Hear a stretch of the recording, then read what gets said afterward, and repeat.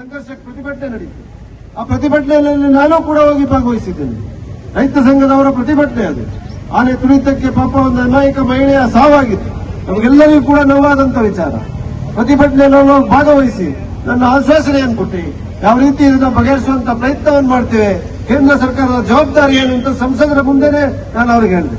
ನಂತರ ಪ್ರತಿಭಟನೆಯನ್ನು ಅವರು ಕೈ ಬಿಟ್ಟು ಮುಂದಕ್ಕೆ ಹೋದ್ರು. ಇದು ಪ್ರಜಾಪ್ರಭುತ್ವ ವ್ಯವಸ್ಥೆ.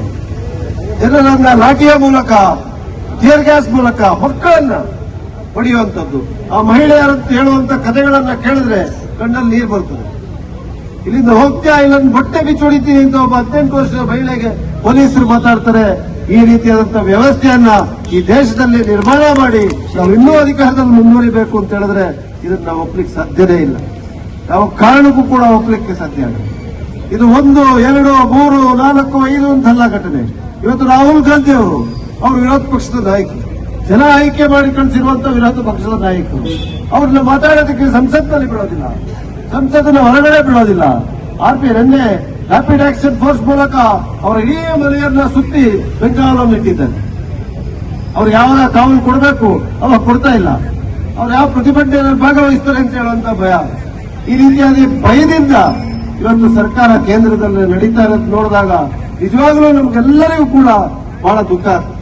ಅದರಿಂದ ಈ ಪ್ರತಿಭಟನೆಯನ್ನ ಬರೀ ಸಾಂಕೇತಿಕವಾಗಲ್ಲ, ಇದನ್ನ ಕೊನೆಯವರೆಗೂ ತಗೊಂಡು ಹೋಗುವಂತ ಜವಾಬ್ದಾರಿ ಪ್ರತಿಯೊಬ್ಬ ಕಾಂಗ್ರೆಸ್ಸಿಗರ ಮೇಲೆ ಇದೆ ಅಂತ ಹೇಳಲಿಕ್ಕೆ ನಾನು ಇವತ್ತು ಬಯಸ್ತಾ ಇದ್ದೇನೆ.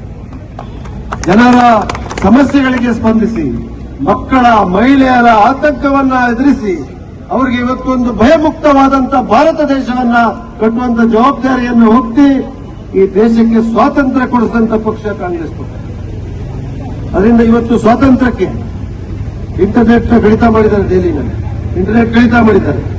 ಅದರಿಂದ ಸ್ವಾತಂತ್ರ್ಯಕ್ಕೆ, ಈ ದೇಶದ ಸ್ವಾತಂತ್ರ್ಯಕ್ಕೆ ಇವತ್ತು ಆತಂಕ ಉಂಟಾಗುವಂತ ಒಂದು ಪ್ರದರ್ಶನವನ್ನ ಕೇಂದ್ರ ಸರ್ಕಾರ ಮೊನ್ನೆ ದೆಹಲಿಯಲ್ಲಿ ಮಾಡಿದ್ದಾರೆ.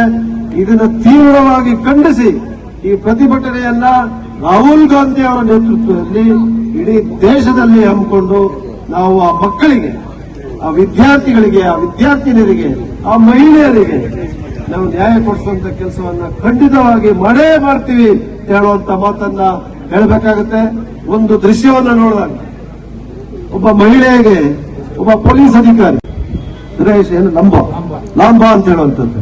ನಾನಿವತ್ತು ಅನೇಕ ಪೊಲೀಸ್ ನಮ್ಮ ಇಲಾಖೆಯವರು ಇಲ್ಲಿದ್ದಾರೆ, ಅವ್ರನ್ನ ಕೇಳಲಿಕ್ಕೆ ಬಯಸ್ತೇನೆ.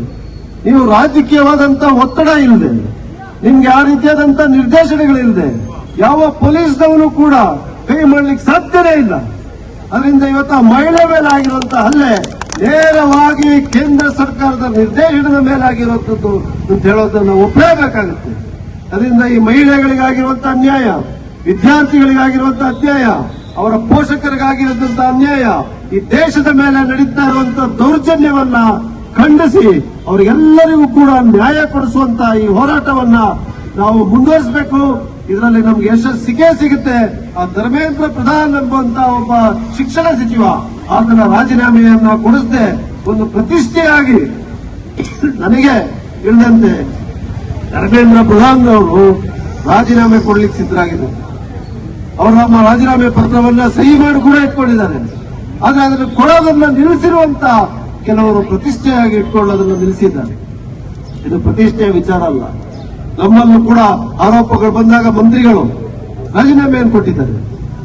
ಈಗ ನಮ್ಮ ಬುಡಕಟ್ಟು ಜನಾಂಗದ ಸಚಿವರಾಗಿದ್ದಂತ ನಾಗೇಂದ್ರ ಅವರು ಮೊದಲನೇ ಪ್ರಶ್ನೆ ಬಂದಾಗಲೇ ತಮ್ಮ ರಾಜೀನಾಮೆಯನ್ನ ಬಿಸಾಕಿ ಹೋದರು. ಇವತ್ತು ಅವರು ಕಾನೂನಿನಲ್ಲಿ ಪೂರ್ಣವಾಗಿ ಮುಕ್ತರಾಗಿದ್ದಾರೆ. ಇದು ನಮ್ಮ ಸಂಪ್ರದಾಯ, ಇದು ನಮ್ಮ ಸಂಸ್ಕೃತಿ. ಧರ್ಮೇಂದ್ರ ಪ್ರಧಾನ್ ರವರು ಜವಾಬ್ದಾರಿಯನ್ನು ಹೊತ್ತಿ ರಾಜೀನಾಮೆಗೆ ಕೊಡಲಿಕ್ಕೆ ಮುಂದಾದ್ರೂ ಕೂಡ ಅವ್ರನ್ನ ತಡಿತಾ ಇರೋದನ್ನ ನೋಡಿದಾಗ ಇದು ಪ್ರಜಾಪ್ರಭುತ್ವನೋ ಸರ್ವಾಧಿಕಾರಿಯೋ ಹಿಟ್ಲರ್ ಮತ್ತೆ ಹುಟ್ಟು ಬಂದಿದ್ದಾನೋ ಅಂತ ಹೇಳುವಂತ ಪ್ರಶ್ನೆಗಳು ಉದ್ಭವ ಆಗ್ತವೆ. ಅದರಿಂದ ಈ ನ್ಯಾಯಕ್ಕೋಸ್ಕರ ಈ ಜನರ ಪರವಾಗಿ, ಮಹಿಳೆಯರ ಪರವಾಗಿ, ಮಕ್ಕಳ ಪರವಾಗಿ ನಾವು ಧ್ವನಿ ಎತ್ತಿ ಅವ್ರ ಜೊತೆ ನಿಲ್ಲೇಬೇಕಾಗುತ್ತೆ. ಈ ಪ್ರತಿಭಟನೆಯಲ್ಲಿ ಪ್ರಾರಂಭ ಇದು ನ್ಯಾಯ ಸಿಗೋವರೆಗೂ ನಡೀತದೆ. ತಮ್ಗೆಲ್ಲರಿಗೂ ಕೂಡ ಈ ಒಂದು ಪ್ರತಿಭಟನೆಯಲ್ಲಿ ಭಾಗವಹಿಸಿದ್ದಕ್ಕೆ ಧನ್ಯವಾದಗಳು ಹೇಳಿ ನನ್ನ ಮಾತನ್ನು ಮುಗಿಸ್ತೇನೆ.